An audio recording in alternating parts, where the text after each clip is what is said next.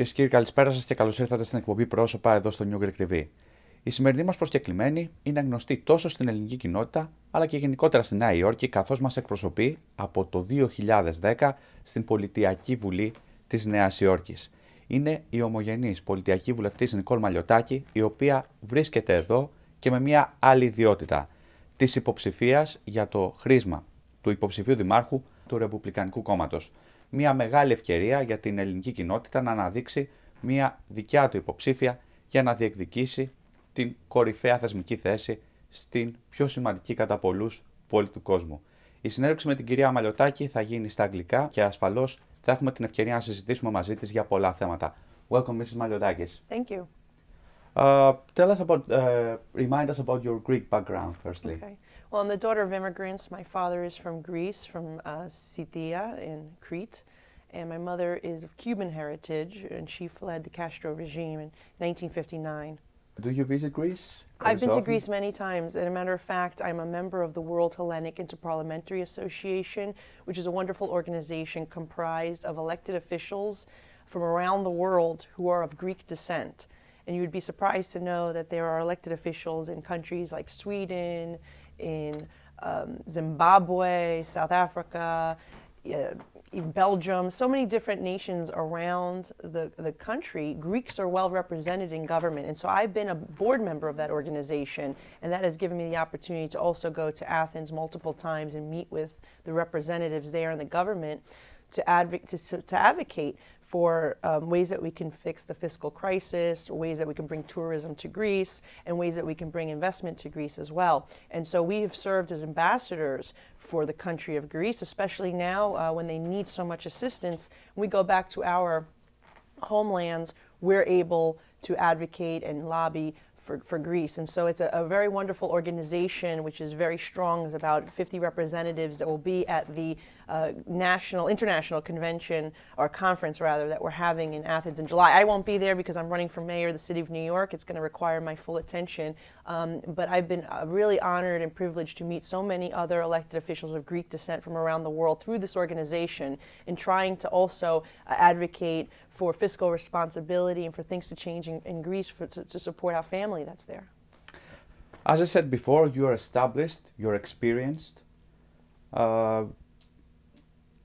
and you decided to run for mayor this year.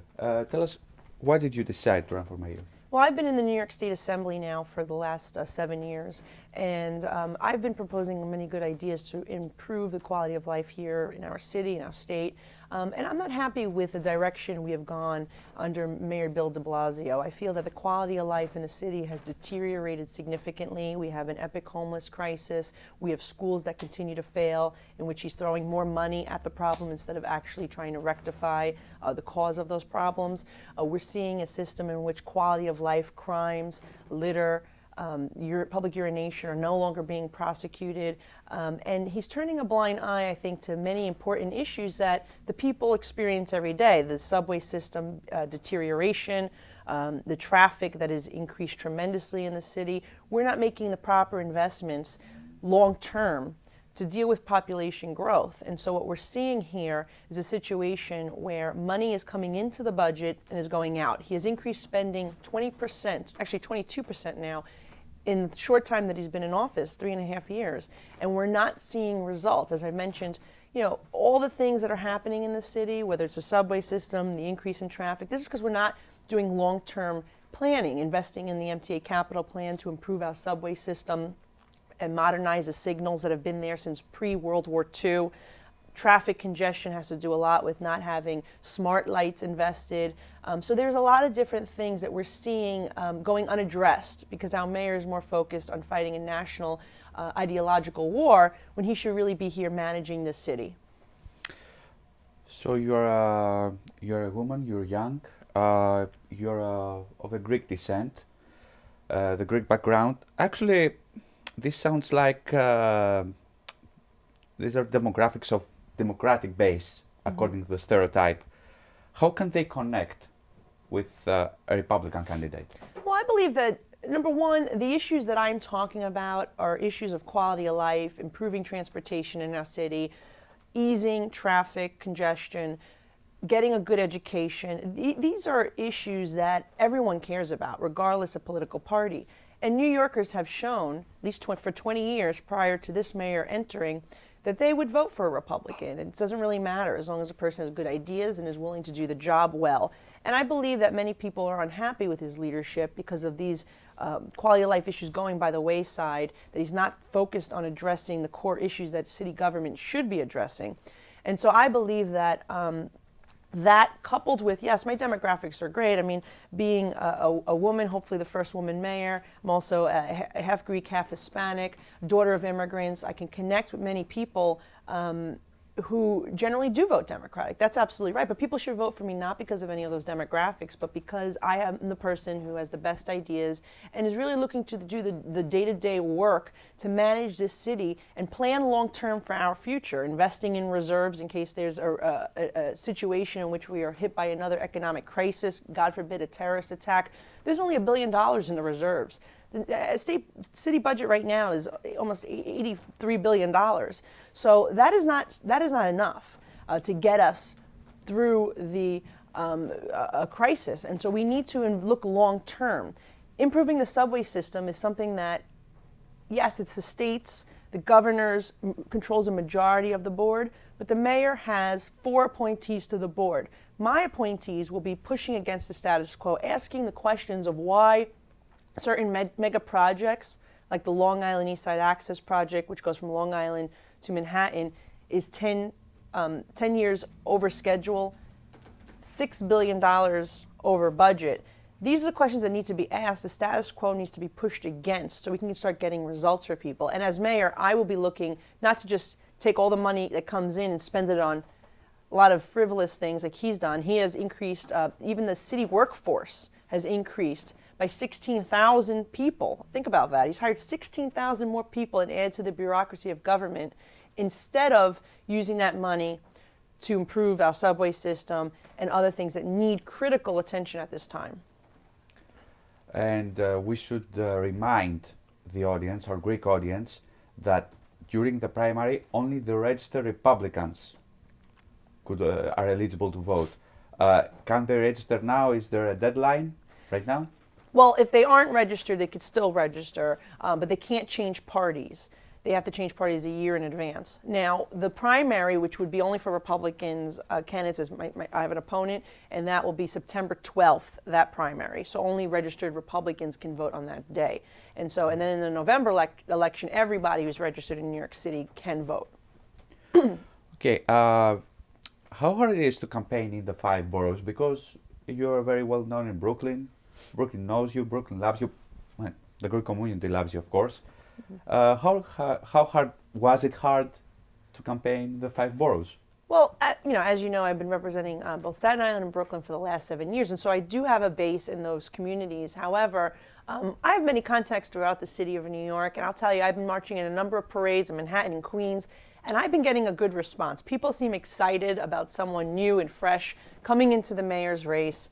I am different than what the Republican Party has offered before in a candidate. And so I believe that there is a lot of momentum building. We're gaining traction. We seem to be getting a lot of publicity and attention from the media on issues that I'm talking about. And that's very important throughout the course of the campaign.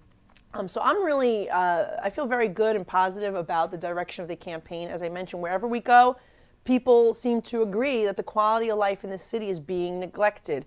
And they want someone who's going to actually do the job that the mayor's supposed to do, and that's manage the city every day, improve education, improve transportation, address traffic congestion, address our fellow New Yorkers who are sleeping on the street. That's unacceptable, and these are things that need to be taken care of. We should also mention that you were endorsed by both John Katsimatidis and Joe Lota, the 2013's runners. And you're also endorsed by the Brooklyn Staten Island Republican parties and the New York State Conservative Party. On the contrary, you're not supported by the Queens and Bronx Committee. How can you reverse the situation in Queens and Bronx? Well, in Queens' case, they had made a commitment prior to me getting into the race. However, I'm very happy to have the endorsement of many of the Queens clubs, and they've been very supportive, the Republican clubs, and are advocating. Right now, they're out in the street petitioning to make sure that I get on the ballot. They need to collect a number, we have to have close to 10,000 signatures to secure our place on the ballot on the Republican line. And so they're out there in full force doing that for me, and I have many empowered volunteers who are excited and going door to door right now to collect signatures to get me on the ballot so I can compete in the September election. How will a Republican candidate in New York manage the dislike that many New Yorkers feel for President Trump? Well, look, I believe that I should be judged on me and my ideas and what I'm saying. I shouldn't be compared or judged based on anything that anybody else in my party is saying. I think the issues that I'm talking about are not national ideological issues, but rather issues that are pertaining to New York City and making sure that we are kept safe as a city, making sure that we support our law enforcement, give them the tools they need to do their job, making sure that we address this homeless issue. My idea, the mayor wants to open 90 homeless shelters across the city of New York. That's going to be rejected by the communities here in this city. But I am saying we should be more proactive in trying to get these individuals assistance for their underlying issues. There's so many programs in this city that deal with mental illness, that deal with substance abuse, but we need vocational training for individuals who may be on minimum wage and now have been priced out of their home because they can't afford to live there. We have to get people a skill that they can get a career, either join a union or start their own business. If you're a plumber, a painter, a welder, those are jobs where you can build a good career to support yourself and your family. We should be offering more opportunities like that throughout the city. Now, if we have programs that are there and they're not getting the results, we need to reform them. We should be using our money more efficiently and wisely. We can't just continue to throw good money after bad money on programs that haven't been working, such as the mayor's Renewal Schools program, which is pumping hundreds of millions of dollars into failing schools and not getting the results that it should be for its money. So I think I just have a different approach. I'm someone who has voted against taxes 300 times roughly in the state assembly during my time there. I voted for dozens of tax cuts for the people of our state. I'm someone who respects the taxpayer and plans to use their money wisely, but ensuring that we're getting results. And if we're not getting results with current programs, they need to be either eliminated or reformed to make sure that the money is being used and we're getting metrics, we're getting results. That's the important key here. Our mayor seems to be a tax and spend mayor who has increased spending 22% in the short time he's been there, and we're not getting results in these certain areas that I've discussed. Let me ask you something else now. Do you feel safe in New York? Well, to an extent. I mean, I feel that our NYPD is doing a great job, especially when it comes to anti-terror. Now, there's other things that we're seeing an increase in crimes. Rape and sex abuse has increased double digits. Human trafficking crimes have increased 50% last year alone. Tremendous increase, similar 50% in subway sex crimes. So there are instances of crime that have increased, and I feel that regardless of what this mayor says the statistics are, if you read the newspaper every day, there's horrible stories about muggings, shootings, or robberies throughout the city, many holdups in communities. So that is something to be concerned about, and something we need to give our NYPD the tools. I feel in many ways our mayor has tied the hands of the NYPD, and even when it comes to issue like sanctuary cities, we have to make a differentiation between individuals who are here working hard, trying to provide for themselves and their family, and trying to achieve the American dream, as my parents and all immigrants that came to our city have. But then there's the category of individuals who are not only here unauthorized, but are committing crimes against either other immigrants or citizens. So in cases of sexual abuse, grand larceny, patronizing a child for prostitution, identity theft, welfare fraud, or forcible touching, these are examples of crimes in which our mayor has tied the hands of law enforcement, refusing to allow them to comply with federal authorities.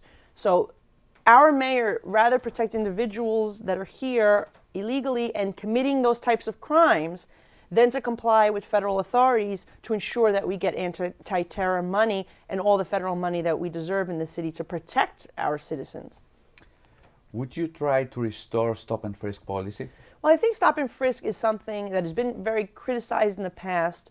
I believe that there needs to be a balance. That is a tool that we need to allow our officers to be able to use, but use wisely, and use also restrictedly. We want them to use the tool and have access to the tool, but certainly not to target individuals. It has to be when you are questioning someone, there's a reasonable cause, reasonable suspicion, then to frisk them, because that is the way we were able to get drugs and guns and other things off the streets. And it is a tool. It's got to be limited, of course. It's got to be used appropriately.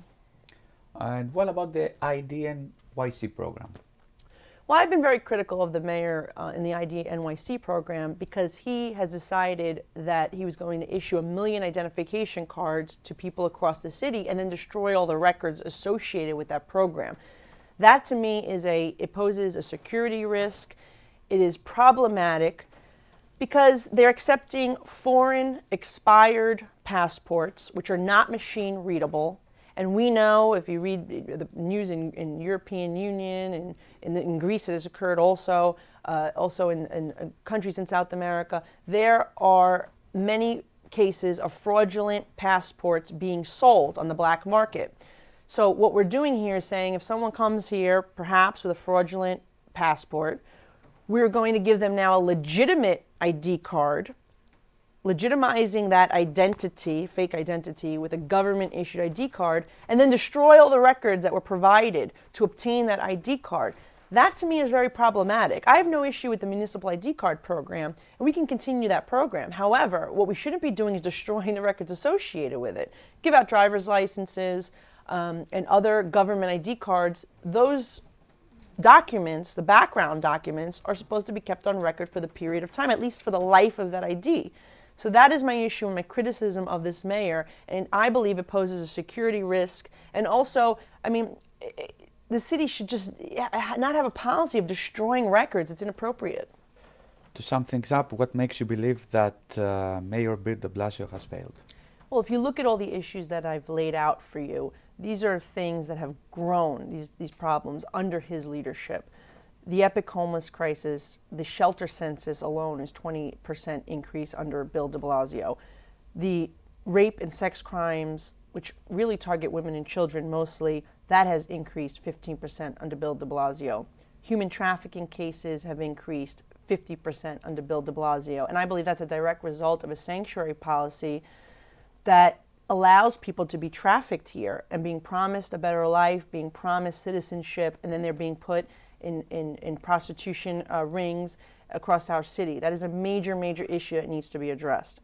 Traffic has certainly increased under Bill DeBlasio. There is now an unlimited ability for Uber and other rideshare services to have cars running around the city. And I like Uber, I use Uber. However, it went from 30,000 vehicles to now 55,000 vehicles, adding to the congestion. It's not being addressed or at all being having any type of restrictions. So that is a tremendous problem as well.